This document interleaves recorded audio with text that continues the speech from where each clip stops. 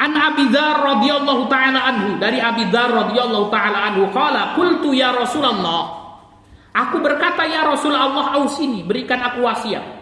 Qala sallallahu alaihi wasallam, Rasul sallallahu alaihi wasallam bersabda, alaika bittaqwallah, hendaknya engkau bertakwa kepada Allah Subhanahu wa taala, fa innaha ra'sul amri kullihi. Masyaallah. Itu nasihat pertama Rasul apa? Hendaknya engkau bertakwa kepada Allah. Ya. Ini karena pondok pesantren saya akan sangkutkan juga dengan manajemen yang ada biar sesuai dengan wakil. Nasihat Rasul yang pertama, hendaknya engkau bertakwa kepada Allah. Fa innaha ra'sul amri kulli. Kenapa? Karena takwa itu poros segala urusan. Seluruh urusan kita akan Allah mudahkan kalau kita bertakwa. Ya, maka ustadz dan ustadzah yang dimuliakan Allah, kita diamanai oleh Allah Subhanahu wa taala pondok pesantren As-Tsaqif ini, maka ini adalah amanah dari Allah Subhanahu wa taala. Yang nasihat saya pertama untuk diri saya dan untuk semuanya, bertakwalah kepada Allah Subhanahu wa taala. Maka di antara doa saya, ya Ustadz Aris itu, ya Allah, jauhkan dari kami orang-orang yang tidak bertakwa kepadamu, yang melakukan kemaksiatan kepadamu. Ini hati-hati. Ya, maka kemudian apa? Fitnah. Ada banyak ustadzah yang belum nikah nih, ustadz-ustadz yang masih bujang kan gitu ya. Dijaga betul ya pergaulan kita di situ. Ya. Kenapa? Karena bisa jadi lembaga pendidikan kita sulit majunya karena kemaksiatan yang kita lakukan.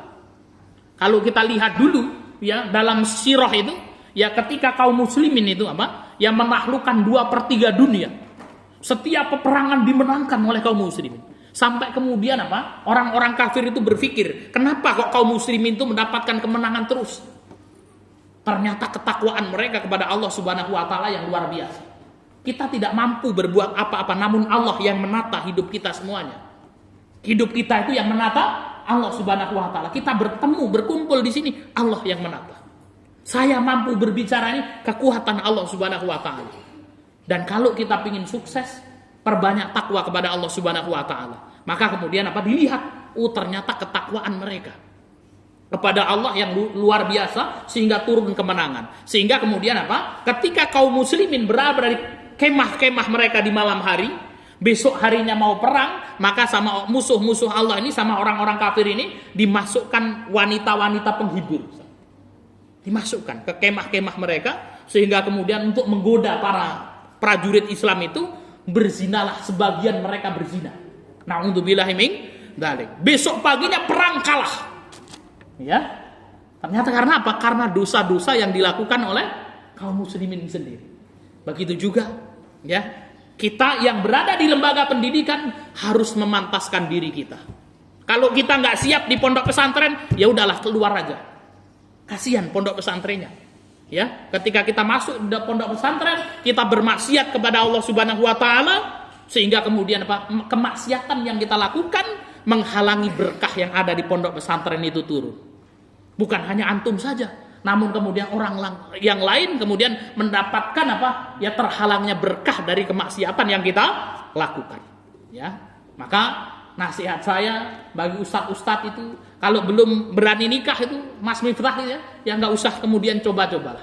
Ya, kalau sudah punya duit ngomong sama Ustadz Aris itu, saya punya duit berapa? Ya 500.000 kan gitu ya. Saya mau mencari wanita yang paling soleh, yang paling murah maharnya kan gitu ya. Oh itu kan ya, sendal jepit 1 pasang kan gitu ya. Mau, sudah nikah. Ya kalau kemudian apa kita sudah nggak kuat, ya sudah nikah saja. Bismillah ya. Jangan sampai kemudian naudzubillah kita pacaran dan lain sebagainya kan gitu ya. Sehingga kemudian Allah hilangkan barokah itu kepada kita. Jadi ustadz dan ustadzah yang dimuliakan Allah Subhanahu wa taala, bertakwalah kita kepada Allah Subhanahu wa taala. Ketika kita melakukan kemaksiatan itu belum Allah buka, segera bertobat. Kenapa? Kalau tempat itu memang baik, Allah pasti akan singkap kejelekan kita ketika kita tidak mau bertobat kepada Allah Subhanahu wa taala. Maka alaika bittaqwallah. Hendaknya engkau bertakwa kepada Allah Subhanahu wa taala, fa inna ra'sul amri kullihi.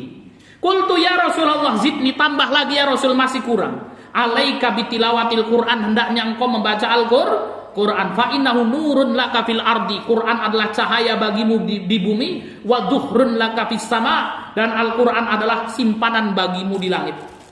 Artinya, ustadz dan ustadzah yang dimuliakan Allah Subhanahu wa taala, dengan Al-Qur'anul Karim Allah akan berikan petunjuk bagi kita. Dengan Quran yang kita baca, kita akan mendapatkan pahala dan simpanan di langit. Maka kalau kita ingin mendapatkan solusi dalam setiap kehidupan kita dan mendapatkan pahala yang besar kelak di akhirat, maka bacalah Al-Qur'anul Karim. Hadis ke-9.